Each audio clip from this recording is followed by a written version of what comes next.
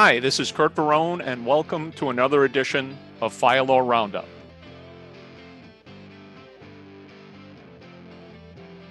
I think Sadie, she That's her claimed, first name. That's her first name. Oh, okay. Yeah, McDowell is her last name. Very good. Sorry.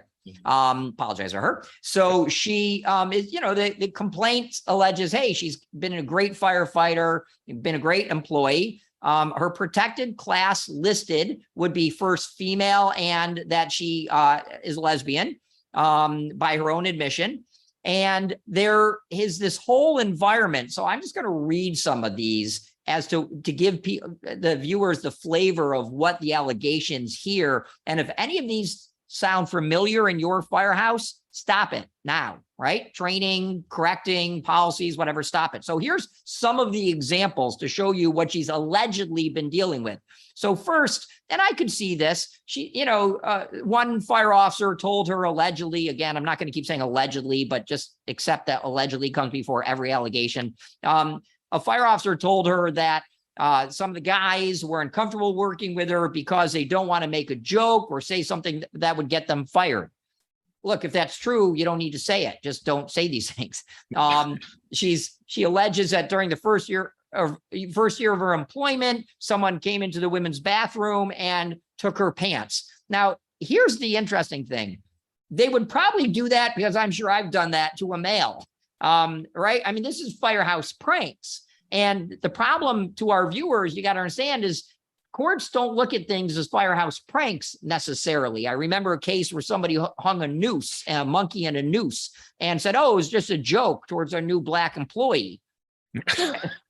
That's not, you take someone's pants, one, you're interfering with their ability to work, and you may think it's funny, but it's not going to be perceived that way. So firehouse pranks and jokes need to stop. We could do a great series on that alone. In any event, she claims that men entered and used the bathrooms designed for women. If we stopped here, she'd probably lose, but we don't stop here.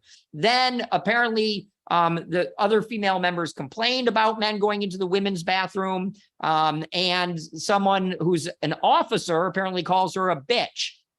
Allegedly, she suffered a work-related knee injury.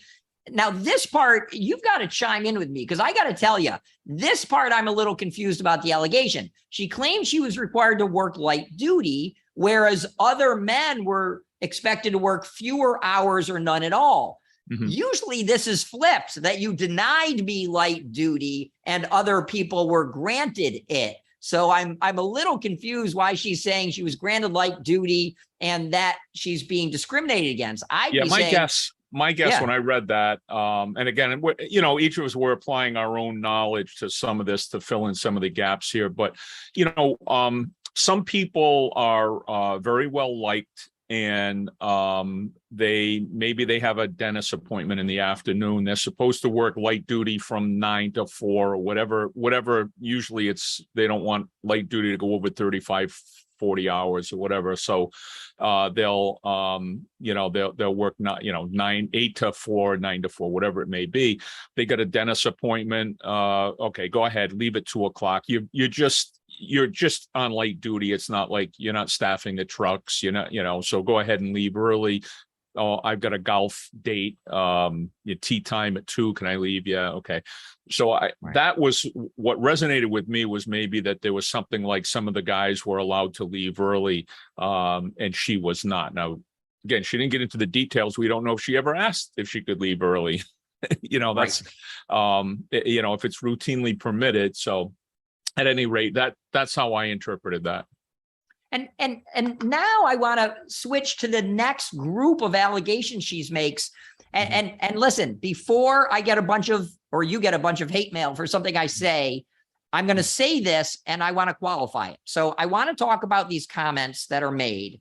But my precursor comment to that is, I can see how men would think they would be endearing themselves to a woman who is either lesbian, bisexual, etc., right? They share an interest in women in common and would think they're befriending someone by making these following comments. And I am not accepting the comments. I just see the mentality of men thinking, oh, we're going to endear ourselves to this female because we're both going to talk about women. We're both right. We're going to make derogatory comments, but you can participate in our derogatory comments. So just don't. We don't want to get banned by YouTube. So don't use any of the actual words that were used in the.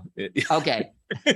Fair. So here's basically what they're doing is they're goggling over women they see. I won't even give you the examples, but I encourage the viewers to become a reader or go read this case in Iowa, because you've got to see what they said. But basically they're driving along and like, hey, that woman's hot, this woman's hot. And I'm so watering this comments down.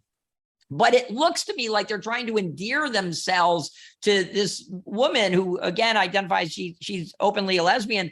And so it seems like they're trying to make these horribly derogatory comments about women I'm guessing, to endear themselves. And hey, man, it's not endearing, it's harassing. And it's inappropriate. And there's an officer in the vehicle when these things are happening. Stop it. But and you're right. Unfortunately, I can't make a lot of these comments, although they're talking about, they refer to people as sluts and they make comments about them in their outfits. It's just, but the problem is senior firefighters are hearing these, allegedly a lieutenant, a captain, a battalion chief, and allegedly no one's stopping this. So we really need to be training our lieutenants, captains, everybody that you hear it, you stop it. I don't even care if I don't care about anything. Just stop it. You have to stop it. It should never, the word should come out of someone's mouth and immediately should be, you're done. You're not making these comments, but there's a whole. Right, let me just interject here, because this Please. is where, and I'm going to say something that's going to be a little controversial. If you've heard me speak before, it's nothing new here, but we have a sort of a locker room mentality in most, my opinion, most fire departments. Okay. And as long as that locker room mentality persists, we're going to be at risk for sexual harassment lawsuits that are not meritorious. And what I mean by that, now, please don't misunderstand what I'm about to say, because I'm not saying this is a non-meritorious lawsuit. Okay. But let's assume that we have a non-meritorious plaintiff. Okay. Let's say we have a female who is incompetent. She should not be a firefighter. She doesn't have the strength. She doesn't have the aptitude. She just is a lousy employee. And she can point to all of this stuff going on in the workplace. As long as she can point to all this stuff going on in the workplace, when we go to dismiss this employee, she's going to prevail in a sexual harassment lawsuit because this stuff is going on. Right. And it's got nothing to do with her competency. It's got nothing to do with all of her faults. It's got to do with what is going on in the background. We have to clean up the workplace, as painful as that is going to be, because as long as this is going on, non-meritorious lawsuits are going to prevail.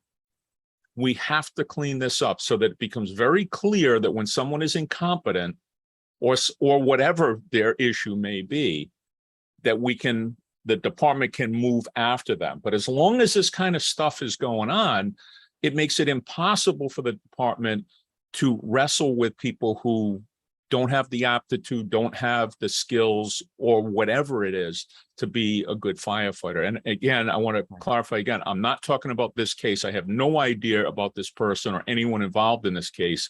But as long as that locker room mentality persists, we're not going to be able to deal with people who are in protected classes who are incompetent. And that's my concern. So right. I defer to you. No, you're right. Look, if we cleaned up all of these discrimination suits, our video show would be like. We could talk about fires. We could actually talk about fires. Right. Yeah.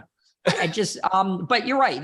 You're not doing yourself any favor by giving somebody an out to defend themselves, right? Saying, I'm not a bad firefighter. You're just an ism or an ist, right? Or a sexist, racist, look at all whatever. the stuff that's going on all around me.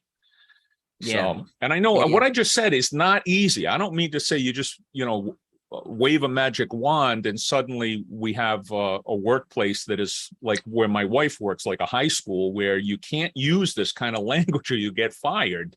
But at any rate, By the way, I think it is easy. I think, and look, when I was chief, I made it very clear. You will not talk like that. You will not tolerate it. If you're an officer and you tolerate it, you won't be an officer. It ends.